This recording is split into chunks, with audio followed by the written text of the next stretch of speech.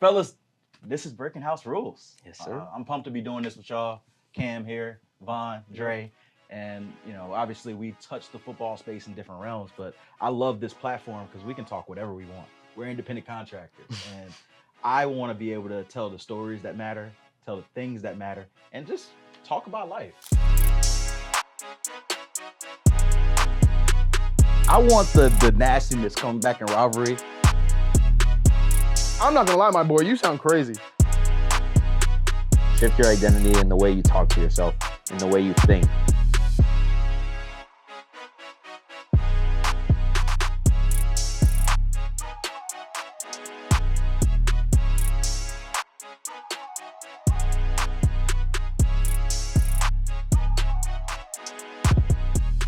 Do you and other players believe in or talk about the curse of the Tequesta, if you're familiar with that? Yeah, so I've heard the curse of Tequesca. Am I saying that right? Tequesta, yeah. Tequesta? Tequesta. It's like, the Hard Rock Stadium was built in like Native American burial ground. Yep. So in college I studied, my major was ethnic studies. So we talked about Native Americans and how they're so rooted to the earth and how the earth gives back to them and they give to the earth. And right. Everything's so connected. And I'm a conspiracy theorist myself. Not crazy conspiracy, but I mean, damn, when was it built and when did the Finns move in? I think it was built in the 80s. Yes, absolutely. Yeah, 1985 I believe was the year that they moved into it. But and it's a very the Marlins won. So that's in 2000. They won in 97 and 03. Right. So that's part of adding to the conspiracy, right? Because you had the Orange Bowl where one of the iconic runs of football occurred. Correct. And then obviously the Dolphins had their most dominant era at the Orange Bowl as well. Right. So the stadium was built in 1985. And they moved in 1987. Yeah. So So they ran, had their most dominant era. Both football teams had the most dominant era, and then you can make the argument that the Marlins had their most dominant era in what was Joe Robbie Stadium, which is now Hard Rock. Mm-hmm. So then the flip switched, and now the football teams play at Hard Rock, and the Marlins are playing at what was the Orange Bowl. So it's like, are the Tequestas just big baseball fans? They're just mad they can't watch baseball anymore. Yeah. I don't know what it is. So Vaughn, you mentioned the Native American studies in college. Right. I'm curious, in the locker room, is that something that you bring up? Like you guys go on a 2 or 3 game losing streak? Nah, actually, it's the curse. I would say my rookie year, because I've known about this for a while. My rookie year, we went 1-7. Okay. Right. About game 4 or 5, we were like 1-4.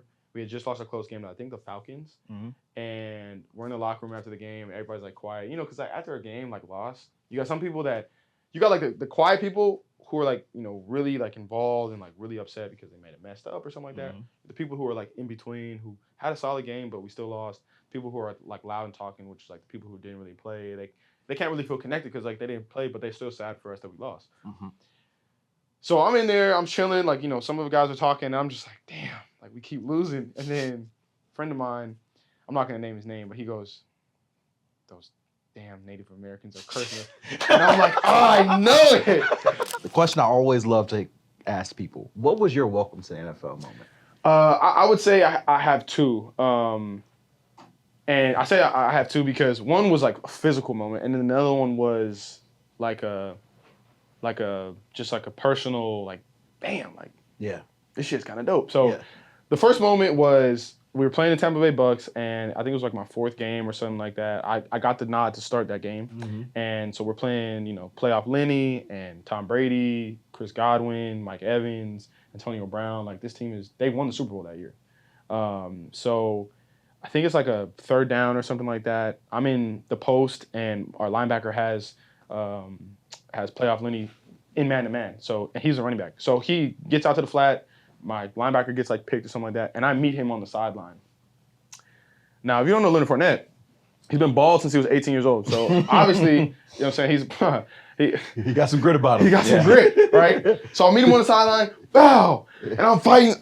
He's 250. I'm 180, trying to get him out of bounds. Helmet's all up, my chin strap's on my face, and I finally put him out of bounds, and he almost ran me over. I'm like, damn. Yeah.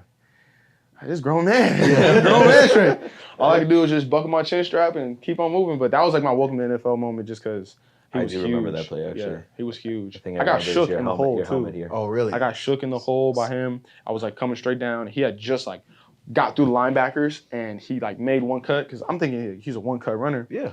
Made one cut and I'm going to make the tackle. He jump cuts the other way.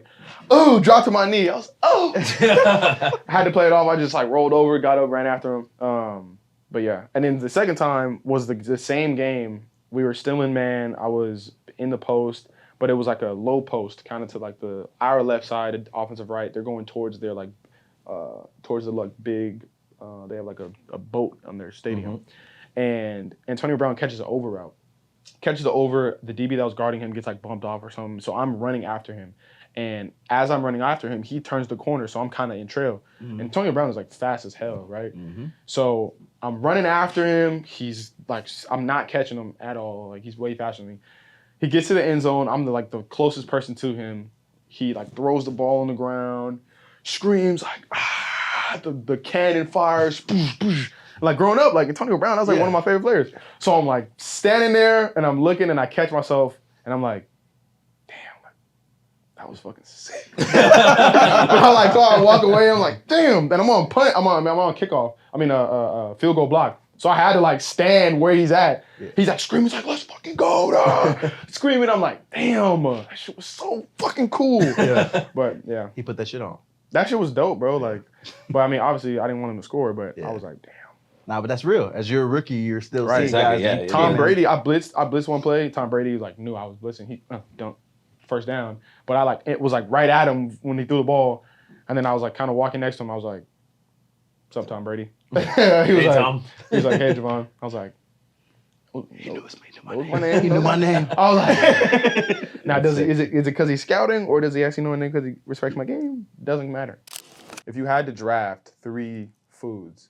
1, 2, 3. What would be your For Christmas or for Thanksgiving? for Thanksgiving. You want to do that now, or you want to say that for next? Let's do it now. Let's do it now. Okay, let's do it now. Let's do it now, All and then right. we'll do Christmas later on. So top 3 for Thanksgiving. Thanksgiving. Okay. You got first pick, Dre. First pick. So we're starting from the top, like my number one. Yeah, Let's Number go. one. No, let's go 3, 2, and then 1. 3, 2, 1. All right. So I would say number 3 has got to be probably the honey baked ham. Okay. Honey baked ham. Okay. Then number 2 is the mac and cheese. So we do like a super 3 cheese mac and cheese situation. And then number 1, I don't think it's a popular opinion, but I'm actually a big turkey guy. Like turkey leg specific though. Love a good turkey leg. What you got, Vaughn? So I would say my number 3. I'm gonna go with my Auntie Shameen's deviled eggs. Very essential appetizer to the Thanksgiving meal. Recently, my girl, she's Puerto Rican, and they make pernil, which is like pork shoulder. Okay. Pretty sure it's pork shoulder. Gotcha. So I put that at 2. And then mac and cheese with barbecue sauce. That's With barbecue sauce. barbecue sauce. Barbecue sauce is a good move. Okay. If you know that, Yeah. you know ball. Yeah. Honorable mention, collard greens. Ooh. Not a collard green guy. Another honorable mention, candy yams. Oh. Damn, I'm not gonna lie. Bro, hold on. bro, Let me redraft. I'm gonna go 3 candy yams, Yeah. 2 collard greens. Nah, I'm gonna just go 1 candy yams. Candy yams is the number 1 Candy pick. yams is 2 special, collard bro. greens, 3 go pernil, mac and cheese. Okay, I was gonna say, Yeah. damn, you just knocked out your girls thing out of the top 3. Damn, I'm not gonna lie. It's too many good foods. It's It amazing. is tough. It's tough. It's amazing. So I'm with you. I do, and I'm gonna cheat a little bit here. Number 3 for me is the collard greens mixed with the yam. With the with the ham on. It's too good. It's special, bro. It's too good. I gotta It's learn how to make special. that. I gotta learn how to make that. It's special, bro. Number 2, I like the dressing. Dressing. I'm a big dressing guy, not stuffing. But what type of Stuffing dressing? is different than dressing now. What's the difference though? Because look, it's how it's made. Is it cornbread dressing? Is it made from a cornbread base, or is it made through the little box stuff, y'all, the Stouffer's? That's stuffing. That's stuffing. The box is stuffing. The dressing is from the cornbread. Yes. They may look the same. I gotta see. They may look the same. But it's so different. So it's the way it's made. Yes. Gotcha. And honestly, who makes it? It's a big part of Yeah, it you as know, well. you know. Fair, Because fair. I done been over people's houses and you know. So who makes it in your house?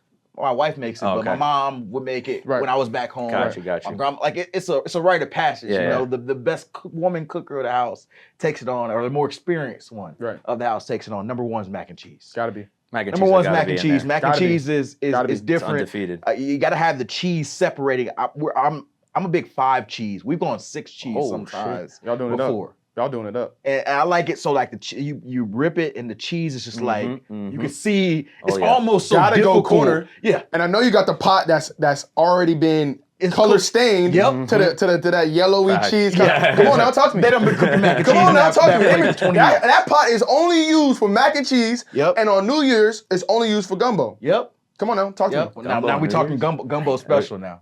Gumbo Gumbo, that's the New Year's Hey, gumbo. that's gonna be next episode. We're gonna talk about that soon. We're gonna talk about. I will say before we depart, green bean casserole has never been on the table at Never. my house. Never. For Thanksgiving. So I agree. just want to put that out there. Yeah. Green bean casserole has never and will never make an Never. appearance. Just want to let you guys know that. It would not be in my top 50. No. I just want to let you guys know. And I'm having the cranberry sauce sliced up on the table too. Yeah, in the can. In the can. Out the can, in the can, sliced up. Yep. Yep. And the candy yams are only candy yams because they got marshmallows on top. Thank you very much. Yeah, bro. What is the cultural significance of sports? Yeah, good question. I like that's it a a great lot. question. That's a great question. I think there's a lot of what sports does, and I think we had said this before about sports being an escape for people. You know, like an everyday life, something that they can hold on to, be a part of a community. But I also think, you know, in personal experience, sports is really about being, having role models and things to strive for in life. If it's not, the basics of I want to have a good job and I want to, have a family and live for, you want to be like somebody and you grow up and, dedicating time and effort and skill into something, as intricate as sports. For my example, it's football.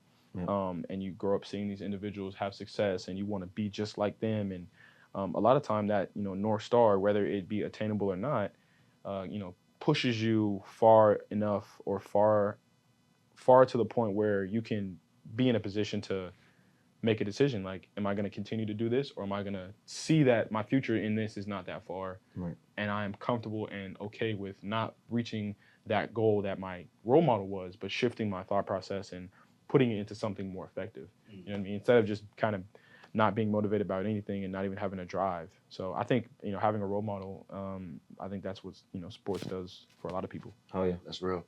I think for me, I think about people that look like us, minority people, Right. Particularly those coming from like lower income areas. To me, escape is a great word because like for a lot of us that are, black or brown, this has been the way out, Right. and what jobs have seemed attainable for people in different communities haven't been attainable for all of us. Right. And so for a lot of people, their aspirations for growing up maybe, hey, I want to be a doctor, I want to be a lawyer, I want to be this and that. For a lot of people in our communities, that may not have ever been attainable. How are we going to get the money for college? How are we going to get the money for medical school and law school? I've never seen anybody in my community who's ever done that, right? But I seen the one dude 2 years ago who made it to the league. He might have only lasted a year, but he made it there, And so like that's a vision. And for that person, they know if I work my butt off, if I play as well as I can, then I can get my way there. I can get a free scholarship to get into school. I can get to the league and play this sport and provide for my family, provide for my community. Sports does that in a way that nothing else does. And I think that it's also, it brings a lot of us together in different perspectives. Like some of my best friends in life, we've connected over a favorite sports team. And that literally is the only thing. Just because we decided to root for the same team and we've shared that bond and we've started to learn more about each other and we've connected.